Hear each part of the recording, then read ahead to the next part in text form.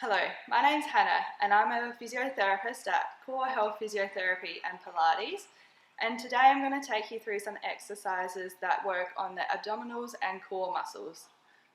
These muscles are important to help stabilise the spine and can prevent lower back pain.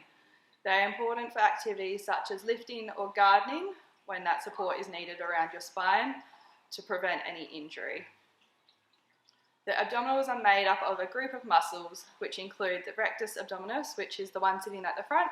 This is also known as a six-pack.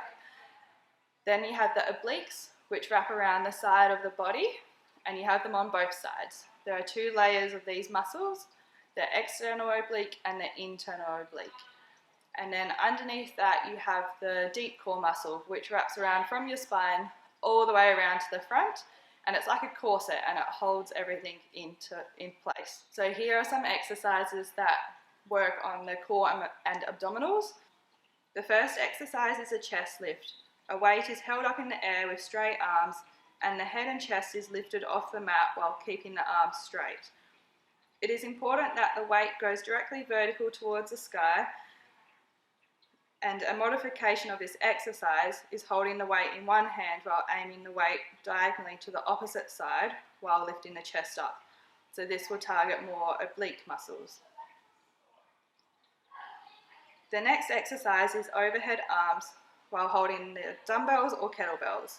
The arms start vertical and will move overhead slowly, only going as far as possible without the lower back lifting off of the mat.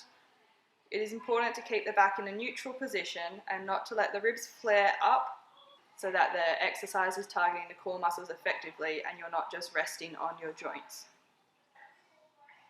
The next exercise incorporates both arm and leg movements to challenge the core muscles more.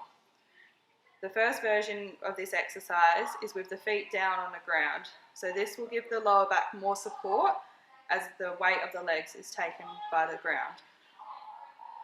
The opposite arm and leg will extend at the same time. Again, you need to make sure the back remains neutral so there's no arching as the leg and arm moves out to straight. To increase the challenge of this exercise, the feet can be lifted in the air at a 90-degree angle. This is more challenging for the core as the weight of the legs has to be supported by the lower back.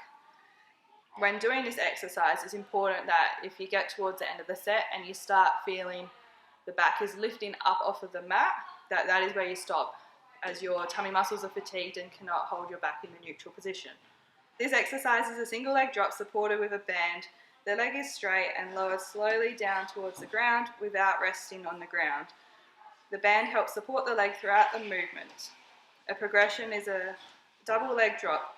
This requires more activation of the abdominals to keep the back in a neutral position. If you feel the lower back starting to lift or strain, then holding the band tighter will give you more support during the exercise. These are not suitable for everyone, so it is best to check with your physiotherapist or health practitioner that these are appropriate for you and your condition.